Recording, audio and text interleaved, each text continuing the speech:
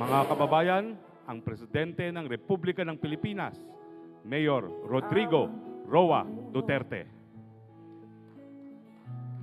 Para sa pagbabago, sawa na ang bayan ko sa magnanakaw na tao.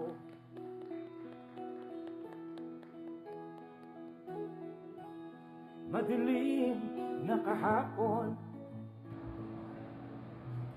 ikaw ang mag-aahon sa piling mo.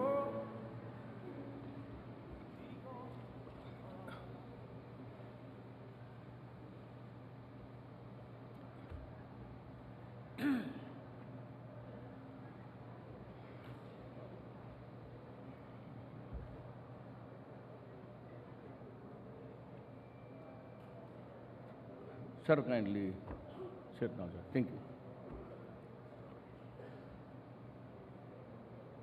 The Executive Secretary, Salvador Medaldia, and the other members of the Cabinet who are here tonight, former Senate President Manny Villar, who was with us, distinguished members of the House of Representatives, the Armed Forces, Chief of Staff, Carlito Galvez Jr. and other major service commanders, PNP Chief Police Director General Oscar Albayalade, fellow workers in government, ladies and gentlemen. I am glad to be back from the Republic of Korea. My official visit to Seoul was meaningful and productive.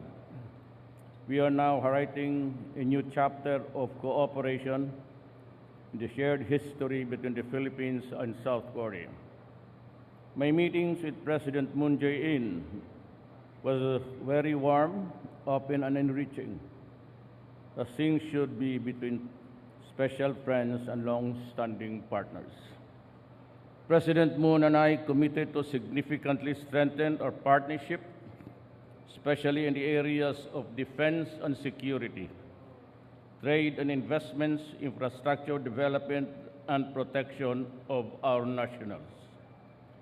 I commended President Moon for his commitment to strengthen the foundations of security and stability in the region, and I expressed full support for all efforts to the eventual denuclearization in the southern Korean peninsula.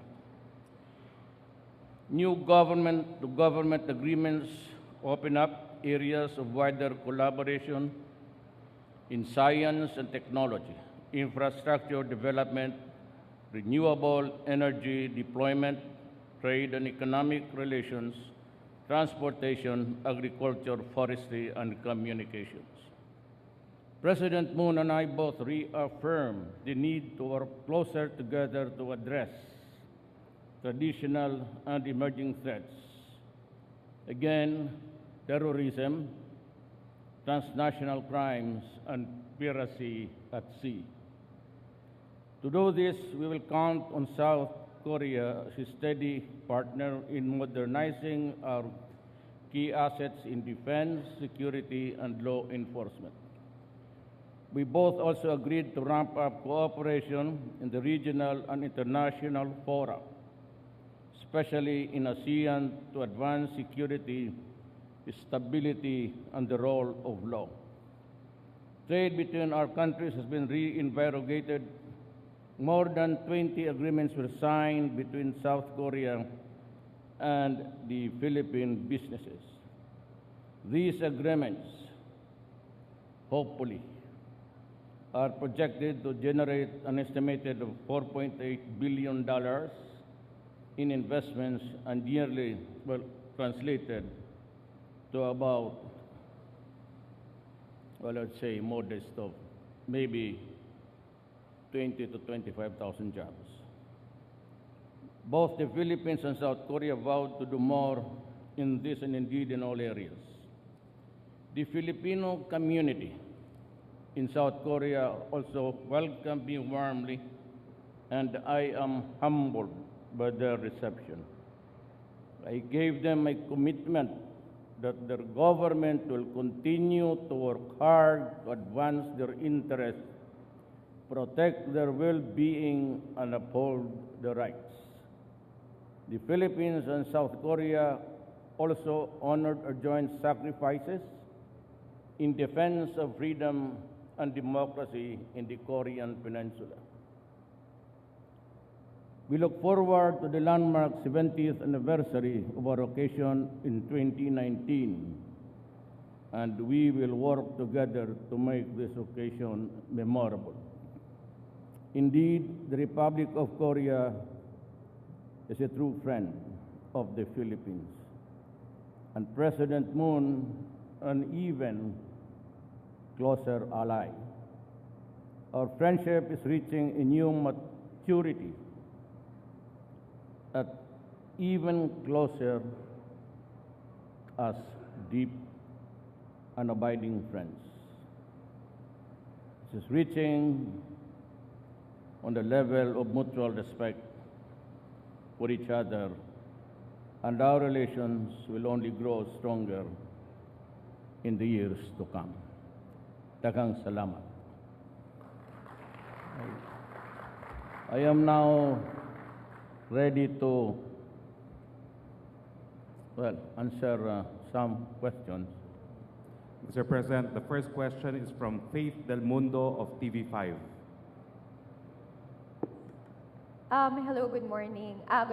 Good evening, Mr. President. With regards to your trip, the 1 billion peso loan from the government of Korea, and it will be used for the Build program in Marawi rehabilitation. When will this happen, or when will this arrive in the Philippines? Well, we have the money, and we have the pace, and we just cannot continue and work overnight to make it happen tomorrow. As we go forward, there should be enough time given also to government to make its effort bear its fruit. But there is no problem about the commitment. We have given that to the Maranaos and to the Moro of Mindanao and to the people of the Philippines. Okay. Dahan-dahan lang muna tayo kasi we already have the money. Donors are there everywhere, and even South Korea is still interested to help us. But, we can only do so much. We cannot do it all the time and every time. And so there has to be an allowance of a timeline where we can complete the rehabilitation complete. Yes, thank you. And another question, your reaction for the proposed multi-billion building of the Senate that will be completed in 2020, and it will be transferred in BGC. Again, can you? Mr. President, reaction nyo daw po doon sa bagong building ng Senado na gagawin po sa BGC. Yung reaction nyo daw po doon sa gagawing bagong building ng Senado dito po sa Bonifacio Global City. I seem to be having a jet lag somewhere there. I cannot make out again. Magpapagawa po ng bagong building yung Senado. Reaction nyo daw po. Sa BGC. Well, they are occupying a place na hindi kanila yan. I think it's owned by GSIS, I believe.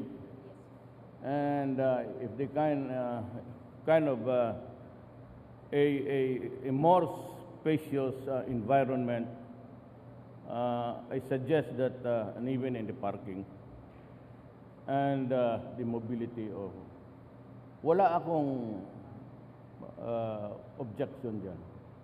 So, clarification. So, it's okay to transfer po sa BGC, Bonifacio Global City, okay? Anywhere the Senate wants to build it, we will say Amen. Okay. Thank you. Next question, Mr. President, is from Michael Delizo of DZMM. Hello, Mr. President. Okay, the DFA has always been saying that the Philippines has been taking diplomatic actions on the West Philippine Sea issue. Now, could you please specify what diplomatic actions we have already taken and in what specific issue? Sinasabi daw po ng DFA na meron sila mga diplomatic action na ginawa sa West Philippine Sea. Pwede ba hong i-specify kung ano yung mga diplomatic action na ito? DFA does not on its own do a policy. It's the office of the president. And so they just implement.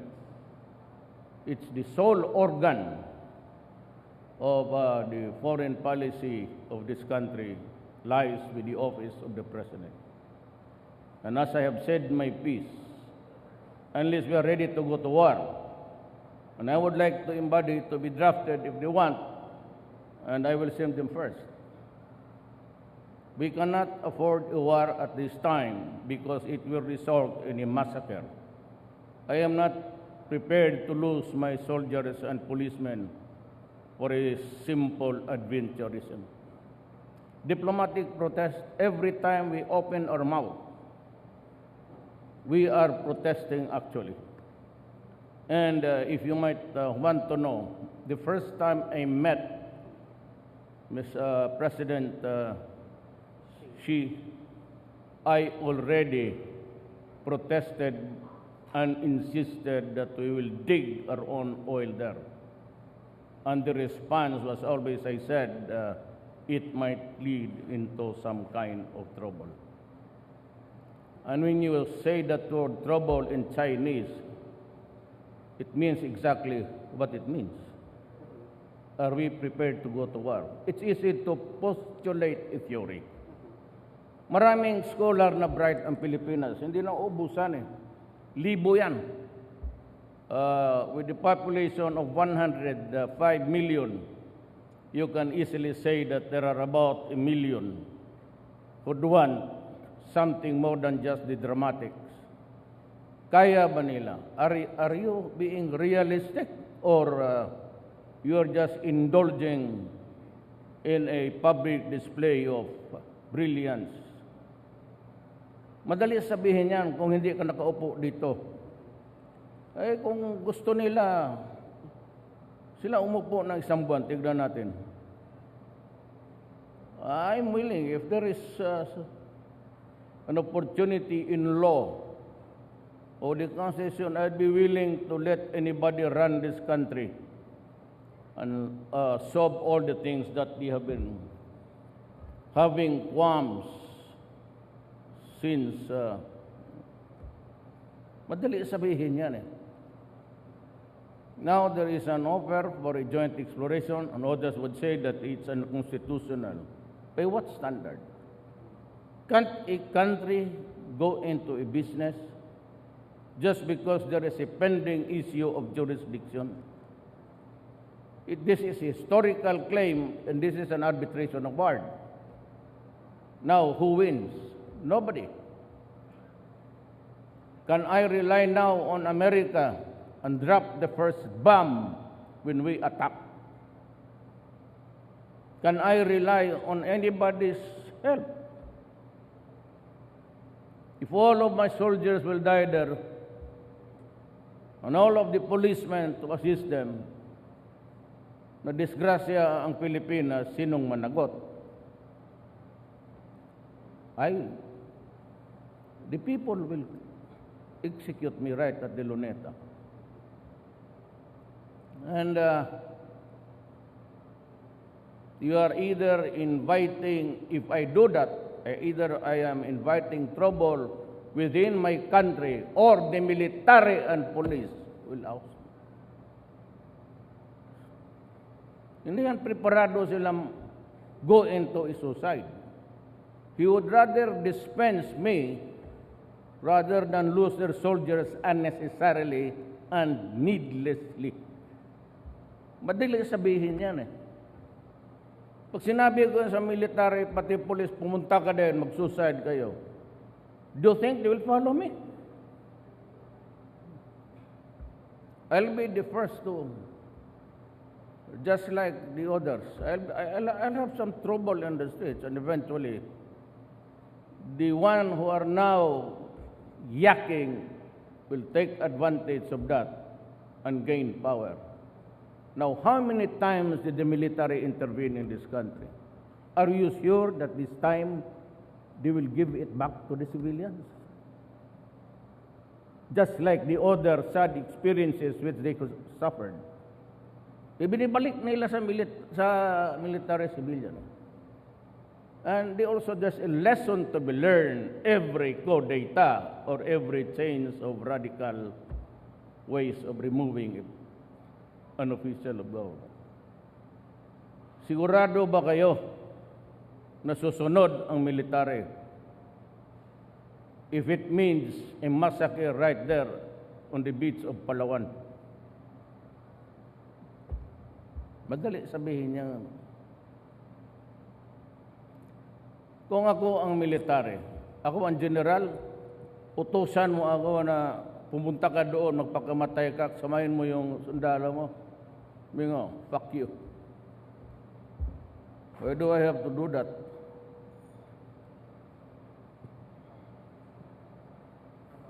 Sino gagong susunod sa iyo? This is not, this is an armed forces of service, not suicide. Mr. President. Remember that they have learned their lessons in several occasions in this country. You are not sure this time if they will give it back to the civilians. Remember that. Ako, they will not spare me. They are there because we are the duly constituted authorities, the cabinet running government.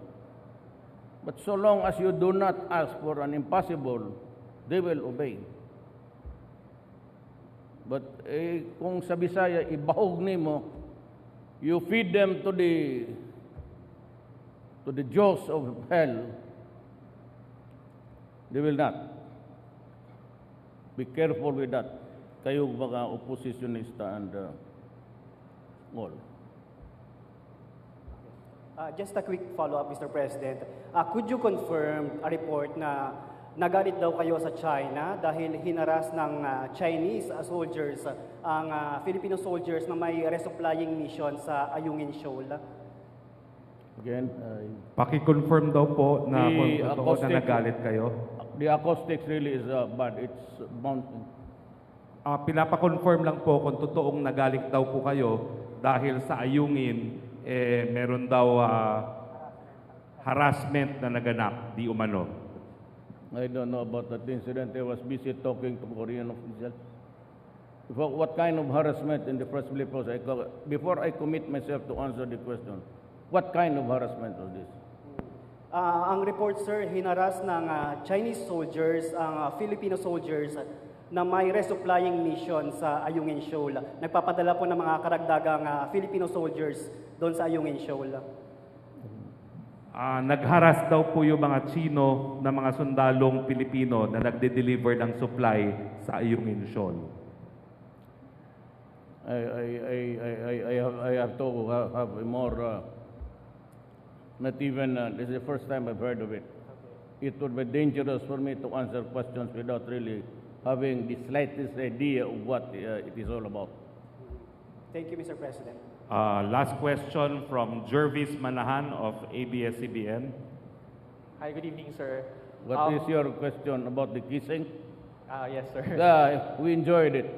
Yes, sir. It was a hubris and everybody enjoyed. Asking for malice, I do not do it in public if there is malice. I would pull the woman's down somewhere along the empty halls. So, sir, I just want to ask, because a lot of Filipinos have been criticizing you for that, well, very controversial kiss. So what can you say about... Ayaw ko sa magkapalit kanila kasi bad breath sila. Kaya gano'n. Inggit lang yan. Smack. You know, I'll tell you what.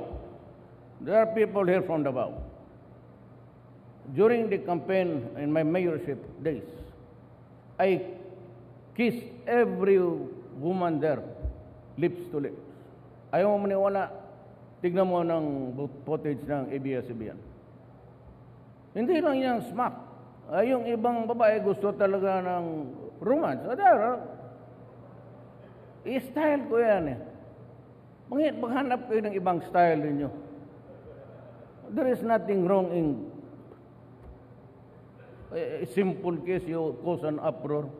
Inggit lang yan sila. Sabihin mo sa kanila, palitan nilang pustiso nila. If I may ask, sir, how did Ms. Honeyland react to... Saka hindi yan tanong yan ng mga pervert. Why do you have to dwell on kissing? Sabihin mo na lang, baka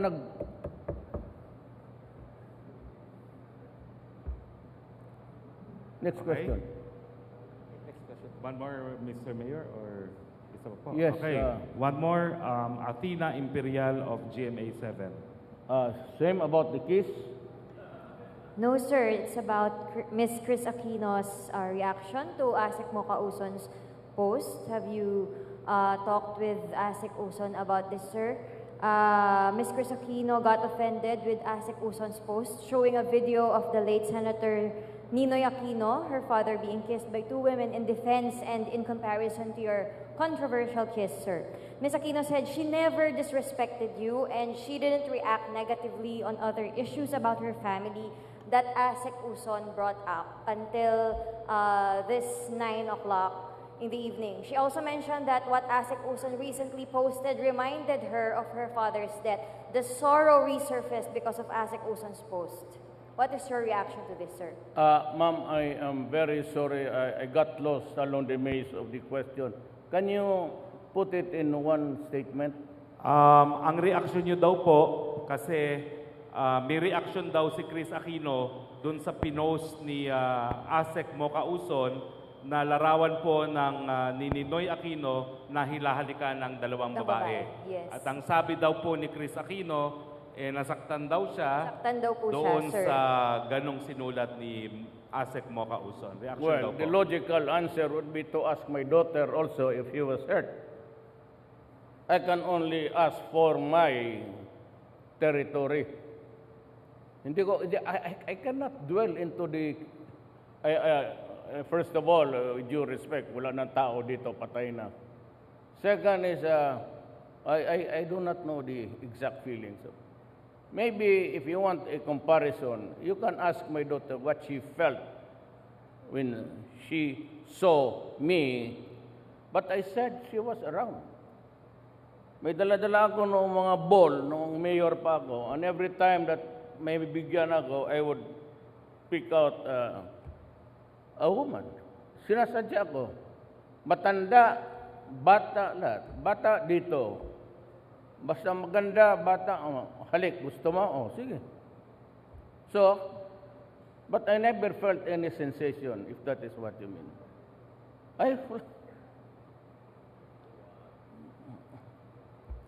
I can only generate an emotion if I kiss a woman I love.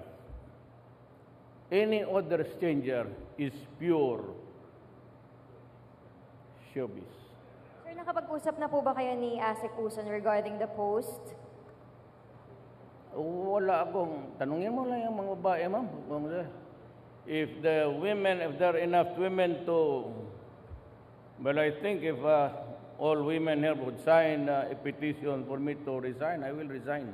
But as to the posting of, and maybe the corresponding emotional feeling that was generated, I said, I cannot answer it. Thank you very much. Thank you, Mr. Yung President. anak ko, yung pwede mo tanungin. Inday and yung isang anak ko, yun talaga si Lusa yun. Yun, baka she will put me to task. I expect my second daughter to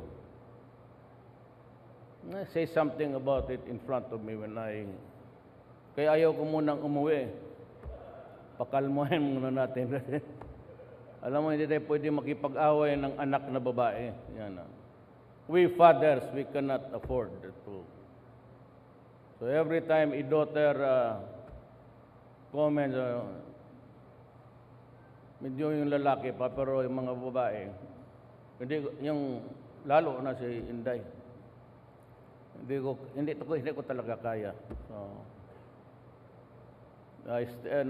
pa-cool off muna ako dito ng ilang araw sa Maynila. Mabuti pa sa inyo mga babae, tulungan na lang ninyo ako tuloy mag-explain to them na natural mo yung ganon. And because I really, I want people, hindi nyo kasi ako kilala. I'm a small town political warlord in politics, not in arms. Ganon talaga ako sa amin. I embrace lahat. Yung lalo na yung nandyan sa baba. You can hardly see me embracing the high and the mighty. But kung kilala ninyo ako, ay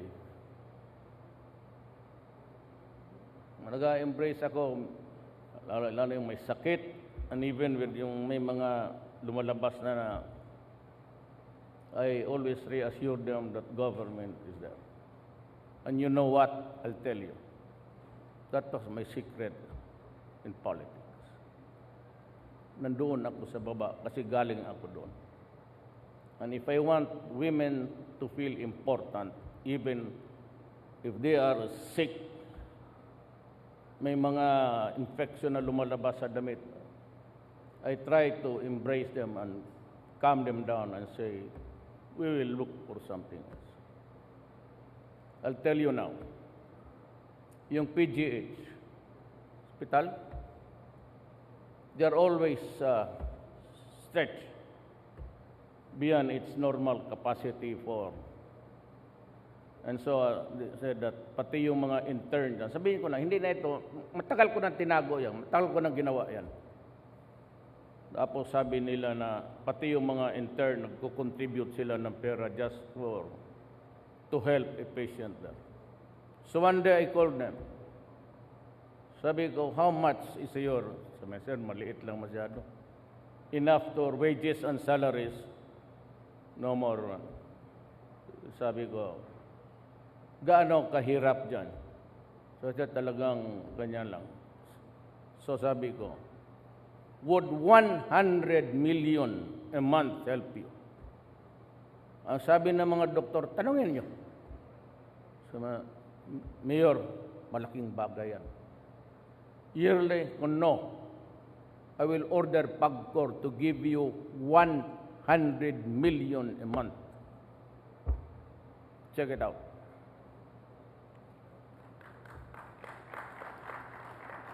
Ang media hindi nag-clap ng hands.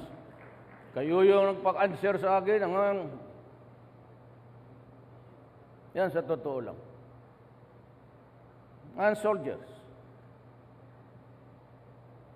Yung mga retirees, how much do you receive?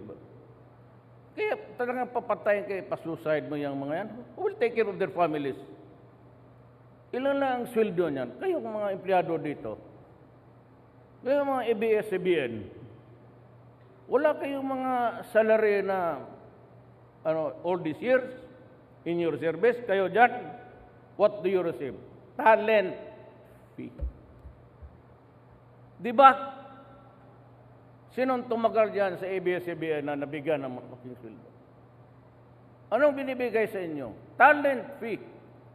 Tak-inang yan. How many years? 15, 20 years. Talent fee. Kala mo malalaki yung sweldo dyan, mga bata, pinapalaro nila dyan sa ano? Even how good you are, it's always talent ka lang. Forever. Gusto mo talaga malaman ang buhay ng Pilipino. Mga sundalo, ilan naman makuha nila? Ang problema nito, because they retire at the age of 56. So doon nakunin yung, how much doon? 1 million, 2 million? Si Bato. Sabi nila 14. How old is Bato? 56? Well, do you presume that if he lives about another 15 years, doon niya kunin lahat ng pagkain niya, pati Bato is, the physique is good, but only now. He will get old one of these days. You think that 14 million with the cost of money rising is enough? At tapos sabihin mo ako, magkipagira ako, sino magpakain ng mga byuda? Tapos pensyon, bigyan mo lang ng what?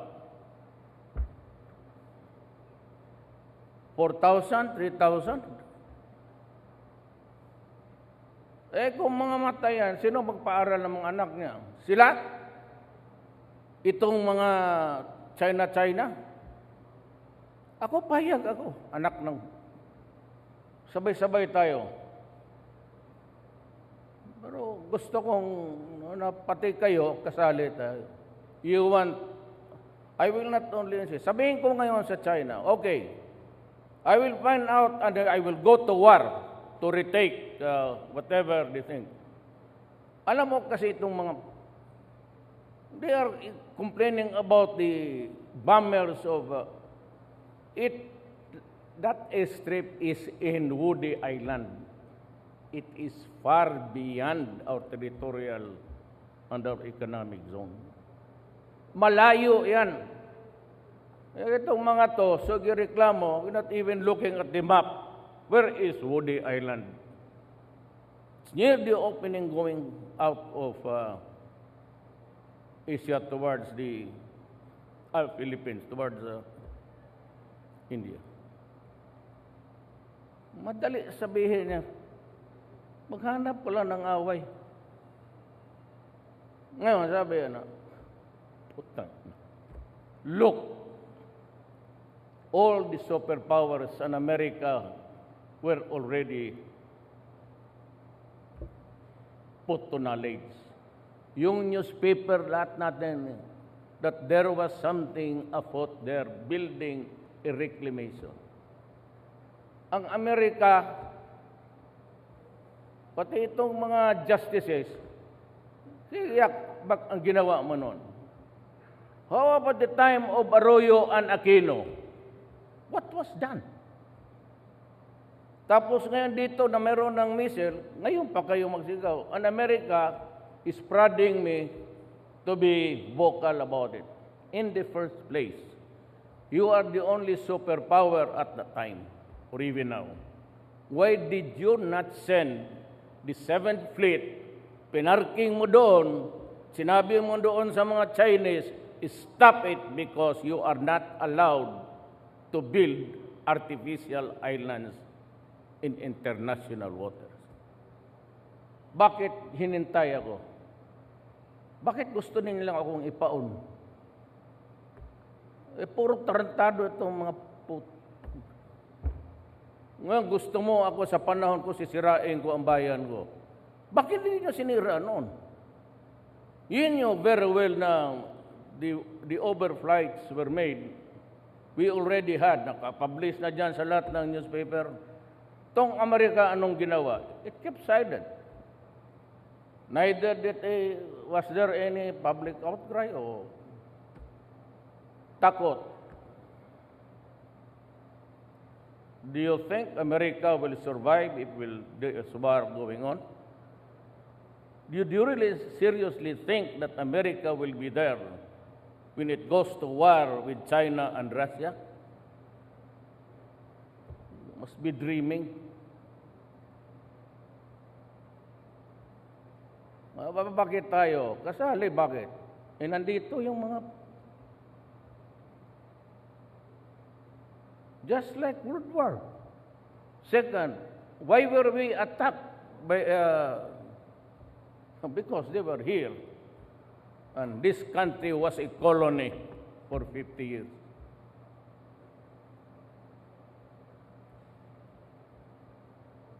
Akala na sila ang geopolitics, my God. Alam mo kung sinong professor namin dyan? Department of Foreign Affairs, si Rosalinda Tirona. She is now retired. You asked the DFA dito, and she was good, very good, because she was employed sa Department of Foreign Affairs. She was our professor sa geopolitics. Yan nagsasabi na alam ba ni Duterte ang geopolitics? Oh my God. Why don't you try to debate with me in public so that you will know? That you will know that I know. Hindi naman ako torpe. Alam mo kasi kung bakit? Kung mas bright itong mga justices, itong mga putang inan to, siya yung presidente ngayon. Hindi ako. Totoo. If you are smart, more than enough you claim to be, then why are you there? Why am I here? Me, I am here. I'm going to serve my country. This is the last chapter sa buhay ko. I will dedicate it to the service of my country. Good or bad, you may not like it, but tumbay. Last chapter ko na to. And I thank God that binigyan ako ng panahon mag-serve sa bayan. So that there will be changes in the coming days, including public order and security. There are simply too many crimes and too many claiming to be this and that. Well, remember that there is no difference actually between martial law and a declaration of national emergency. So I'm warning all, lahat. I'm warning all, including the human rights. Either we behave or we will have a serious problem again. Mahirap yan. Most of the complaints here is, di ba pasok dito kasi takot, kidnapin, patayin. Well, somehow, even with this meager emergency power, I will use it to the hilt at put things in order. Ni-warning ko lang kayong mga kriminal, lahat na. Nasa gobyerno, sa labas, I will make radical changes in the days to come. For those offices na hindi talaga makontrol, I will place you under the office of the President. Ako na mismo ang kaharap mo araw-araw. Any other question? Nawala ang migraine ko. I was, I puked in because of pain. That's why I was not able to go around the plane. Kumustahin ko sana yung mga mostly Filipino passengers. And I had to ask Senior Rocky to apologize in behalf, sabi ko, behalf of me. Na gusto kong umikot para lang most of them are OFWs. Ano pa ho? Mr. President, wala na pong tanong. Maraming salamat po. Welcome back and congratulations on a successful trip to Korea. May tanongin ako sa media. Who would want to answer me? Please volunteer. Bakit kayo lang pala ang magtanong? Huli kayo dito. Well, I was just about to ask if you're satisfied with my answer or not. Good night to you all, ladies and gentlemen. Thank you very much, ladies and gentlemen, and good evening.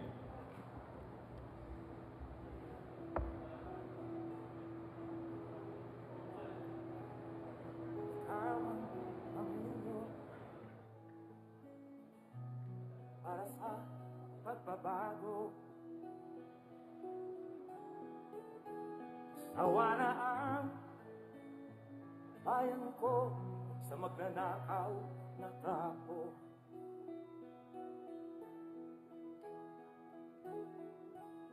Madilim na kahapon, ikaw ang mag-aahon. Sa piling mo, di ko mawawala ang korupsyon.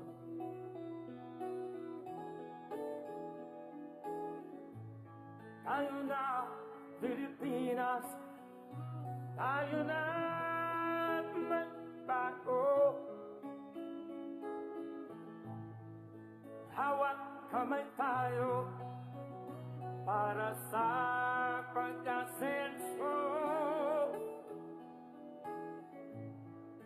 Ikaw at ako, tayong lahat kay Rodrigo Duterte, para sa tunay na pagbabago.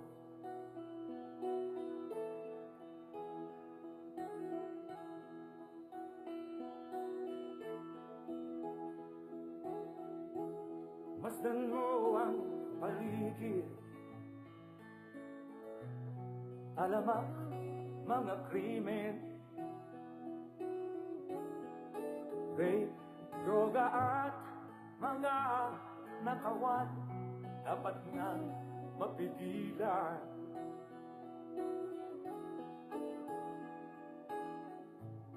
Tayo na, Pilipinas, tayo na magbago. Hawak kamay tayo para sa pag-asenso.